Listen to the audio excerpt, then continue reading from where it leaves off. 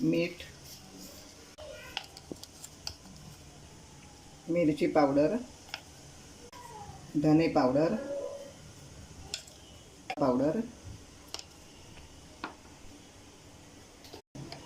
हळद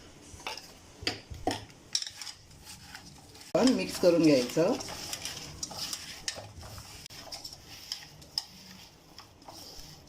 तांदळाचं पीठ, रवा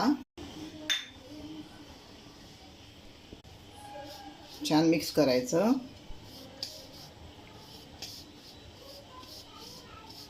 छान असं लावून घ्यायचं.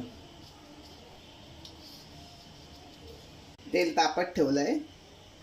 थोडं तेल टाकायचं आपल्याला आणि शॅलो फ्रायच करायचे आहेत.